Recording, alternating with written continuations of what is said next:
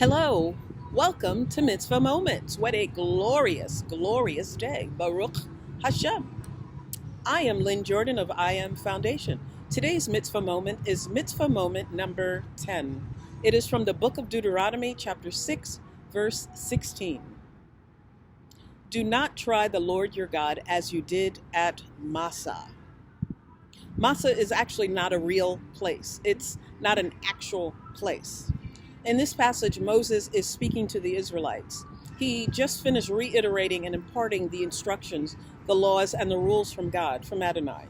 Although he will not enter into the promised land, he nevertheless lays the groundwork for how the Israelites are to conduct themselves once they occupy the land. Once God brings them into the land that he swore by their fathers, Abraham, Isaac, and Jacob, Moses foreshadows, or he foretells, what they will actually walk into.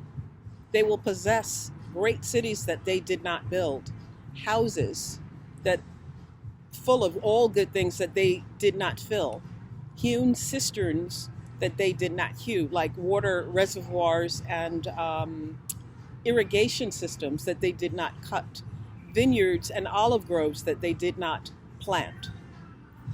And Moses says that once they eat their fill, he reminds them that they are to take heed not to forget the Lord who freed them from the land of Egypt out of the house of bondage.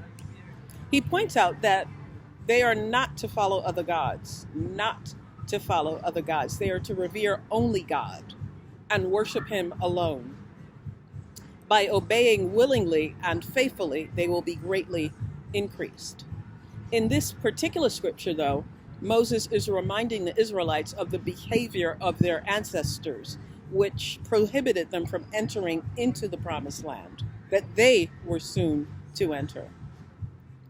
The children of Israel who physically crossed through the bottom of the Red Sea with Moses, they were a part of a monumental, like a colossal divine miracle.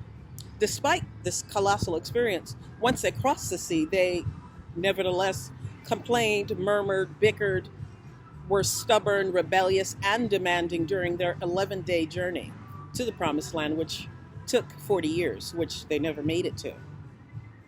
At some point during the journey, they reached a place called Rephidim in the wilderness. Rephidim was the last station before Sinai. Today, Rephidim is actually the northwestern part of Saudi Arabia. While in Rephidim, they could not find water or drink. They were thirsty and they had no water whatsoever. As a result, they started bickering, complaining, rebelling, and quarreling tremendously.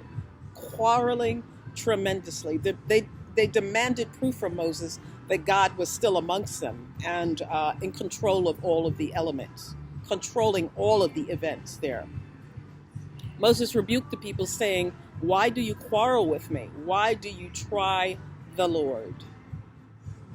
Why do you tempt or provoke the Lord with distrust, lack of faith, and disbelief in him?" Thus Moses called Rephidim the name Massah and Meribah. Massah means testing, Meribah means quarreling. Of course, God provided water. He instructed Moses to pass before the people of Israel with a few elders and the stick that he used to strike at the Nile River. He told Moses to go to the rock at Horeb, that God, would be before Moses when he went to the rock at Horeb and strike the rock.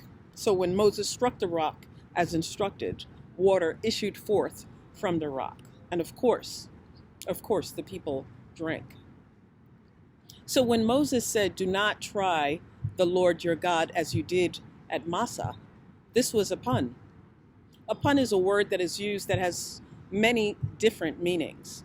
He was really telling them to believe God, have faith and trust in God. There you have it.